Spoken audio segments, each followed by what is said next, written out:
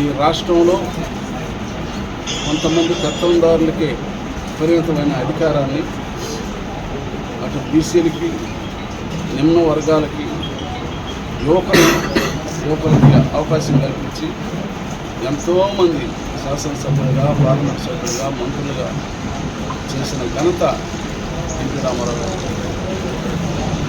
ఆయనతోటే రాజకీయ చలనం వచ్చింది, రాజకీయ ప్రపంచం వచ్చింది.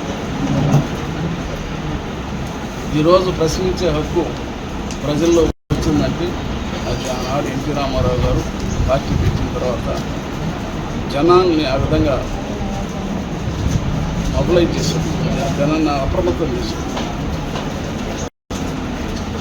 మరి అలాంటి మహానుభావుడు ఈరోజు మన నియోజకవర్గంలో కానీ, సత్యవేడి నియోజకవర్గంలో కానీ, నియోజకవర్గంలో కానీ, గూడూరు నియోజకవర్గంలో కానీ, మన తిరుపతి జిల్లాలో సస్యశ్యామలంగా పడతా ఉందంటే అది ఎన్టీ రామారావు గారు తీసుకున్న నిర్ణయం. ఒక్క సెంటు కూడా ఎండకుండా పడతా ఉంది. లేదంటే మనకు ఫస్ట్ క్రాప్లోనే సగం పండేది, సగం వెళ్ళిపోయేది. అలాంటి పరిస్థితి ఒకటి కాదు, రెండు కాదు, ఎన్నో కార్యక్రమాలు నిర్వహించారు.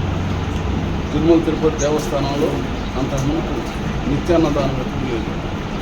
ఎన్టీ రామారావు గారు ముఖ్యమంత్రి అయిన తర్వాత మరి నిత్యాన్నదానం ఏర్పాటు చేసి ఎంతోమంది పేద భక్తులు దానం చేయడానికి అవకాశం కల్పించారు. ఇలాంటి కార్యక్రమాలు ఎన్నో చేశారు. ₹2 కేజీ బియ్యం ఇచ్చారు. మహిళలకి రాష్ట్రంలో పురుషులతో సమానంగా హక్కు కల్పించారు. ఇవన్నీ భావి తరాలకు తెలియాలా. ఆయన విగ్రహాన్ని ప్రతిష్ఠిస్తే ఆయన ఎవరయ్యా ఈ విగ్రహం అని చెప్పని మన తరాలు కాకుండా కొన్ని తరాలు అడిగిన ఎన్టీ రామారావు గారు ఆయన బతుకున్నప్పుడు ఇలాంటి కార్యక్రమాలు చేశాడని భావి తరాలకి మనం ఏ విధంగా అయితే గాంధీ తరం మనం చూడకపోయినా ఆయన మనం ఏ విధంగా అయితే స్మరించుకుంటున్నాము, అదేవిధంగా అల్లూరు సీతారామరాజుని, బాలగంగాధర్ తిలక్ని, సుభాష్ చంద్రబోస్ వీళ్ళందరినీ చరిత్రకారులు వాళ్ళు చేసిన సేవలు ఈ రోజుకి మనం గుర్తుంచుకొని వాళ్ళ పాటలో నడవాలని మనం ఏ విధంగా అనుకుంటామో ఎన్టీ రామారావు గారి విగ్రహాన్ని పెడితే ఆ జనం కూడా ఆ స్ఫూర్తిని తీసుకుని అందరూ కూడా అదేవిధంగా తయారవుతారనే ఉద్దేశంతో మేము ఇక్కడ విగ్రహం స్థాపిస్తున్నాం.